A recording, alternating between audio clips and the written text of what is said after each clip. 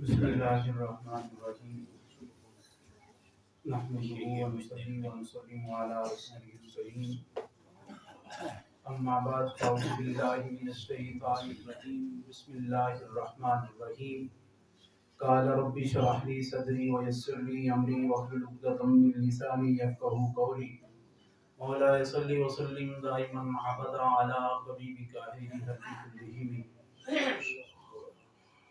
آج 4 رمضان مبارک اور جمعۃ مبارک کا عظیم دن ہے،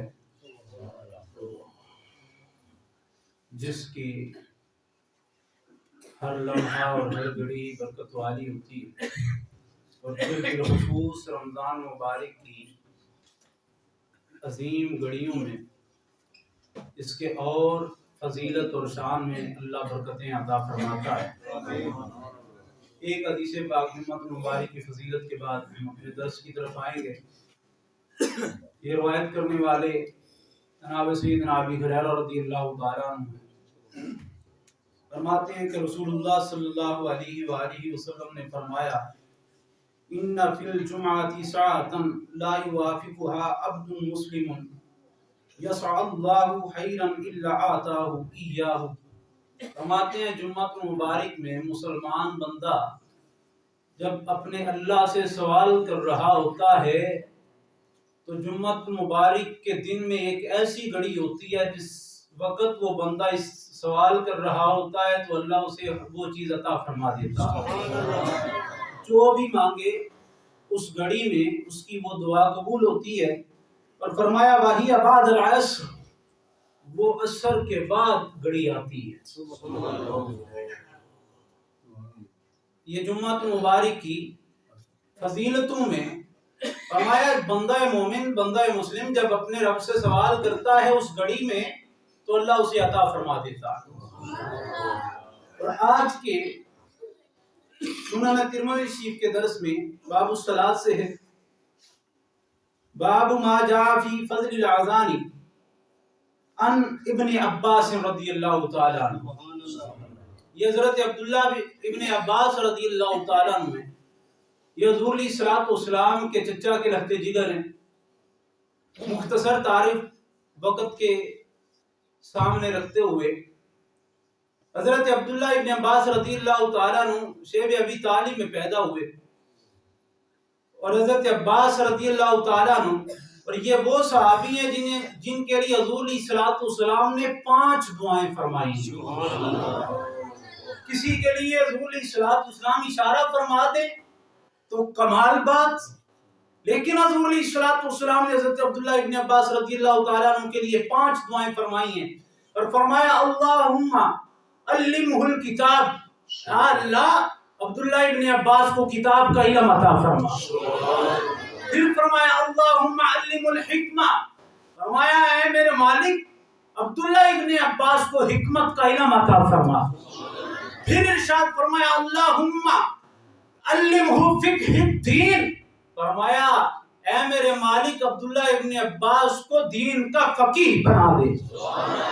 پھر فرمایا اللہم علمہ، فرمایا اللہ اسے علم عطا کر الحکمت والتاویل، فرمایا اے میرے مالک عبداللہ ابن عباس کو حکمت کا بھی علم عطا فرما، تفسیر کا علم بھی عطا فرما۔ اسی لیے انہیں مفسر قرآن بھی کہا جاتا ہے۔ کیا فرماتے ہیں؟ فرمایا قال من اذن 7 سنین محتسبا كتبت له براءۃ من النار، فرمایا جو ثواب کی نیت سے اللہ کی رضا کے لیے 7 سال اذان دیتا ہے اللہ تعالیٰ اسے جہنم سے آزاد فرما دیتا ہے۔ اس میں کیا ہے؟ رضا الہی، اللہ کی رضا ہے۔ فرمایا جب رضا کے لیے اذان دی جائے، جب اللہ کو خوش کرنے کے لیے اذان دی جائے تو حضور علیہ الصلوۃ والسلام فرماتے ہیں اللہ تعالیٰ اس کو جہنم سے آزادی عطا فرما دیتا ہے۔ اور دوسری حدیث پاک حضور علیہ الصلوۃ والسلام نے ارشاد فرمایا، اس کے روایت کرنے والے سیدنا ابی ہریرہ رضی اللہ تعالیٰ عنہ ہیں، اور فرماتے ہیں کہ حضور علیہ الصلوۃ والسلام نے ارشاد فرمایا،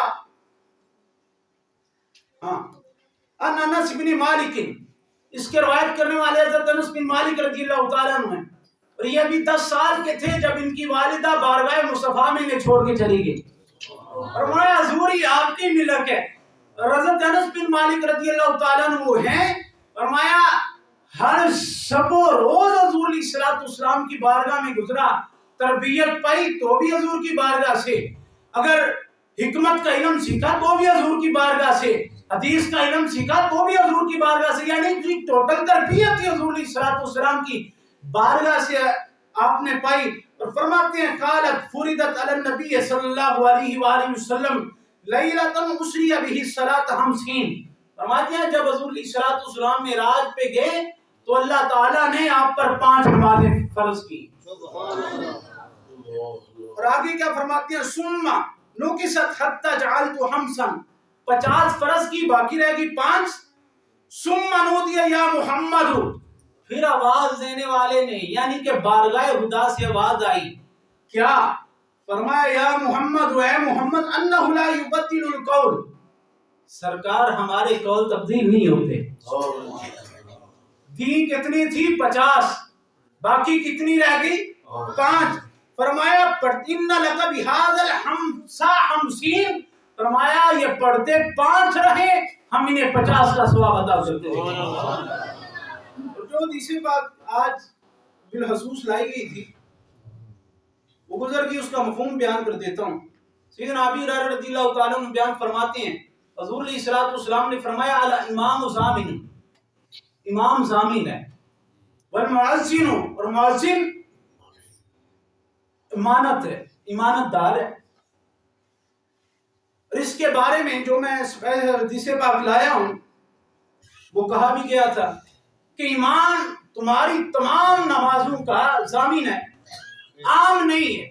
اور اس پر کتنی تنبیہات فرمائی ہیں کہ امام کی اتباع کرو۔ حضور علیہ الصلوۃ والسلام ایک حدیث ہے، آقا کائنات امام الانبیاء صلی اللہ علیہ وآلہ وسلم نے ارشاد فرمایا کیا وہ بندہ ڈرتا نہیں، اما یخاف الذین یرفعوا راسہ والامام ساجد ان یحول اللہ راسہ راس حمار۔ حضور علیہ الصلوۃ والسلام نے فرمایا کیا وہ بندہ ڈرتا نہیں جو امام سے پہلے اپنے سر کو اٹھا لیتا ہے اللہ اس کی شکل گدھے جیسی بنا دے۔ اس پر محدثین نے پھر 3 تنبیہات فرمائی۔ ایک یہ کہتے ہیں کہ اس طرح تابعین کے زمانہ میں ہوا کہ ایک بندے کی امام کی خلاف ورزی کرتے ہوئے شکل گدھے جیسی بنا دی گئی، لیکن بعض محدثین کہتے ہیں نہیں، اللہ نے اپنے محبوب سے اس امت کا وعدہ فرما لیا ہے کہ محبوب ان کی شکلیں نہیں بدلی جائیں گی۔ دوسرا کیا فرماتے ہیں؟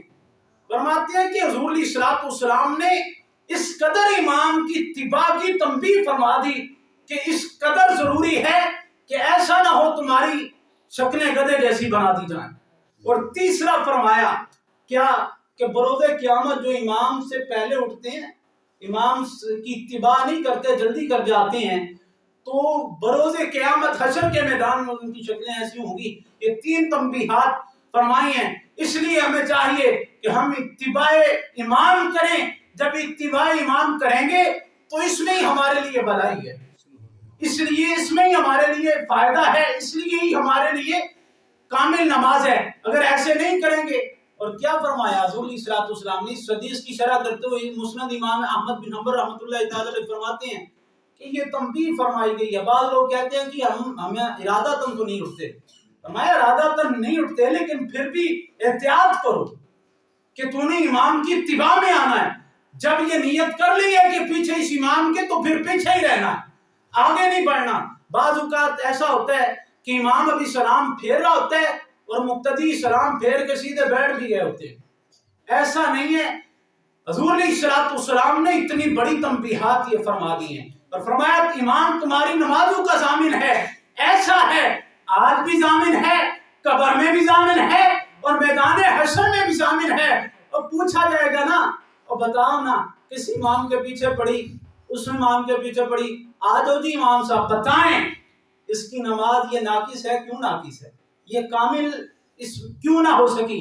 اس میں امام ضامن ہے۔ جب آپ طہارت کے ساتھ، آپ اللہ کو راضی کرنے کے ساتھ، آپ پاک دلی کے ساتھ، آپ پاک نیت کے ساتھ امام کے پیچھے آ جاتے ہیں پھر امام جانے اور خدا جانے.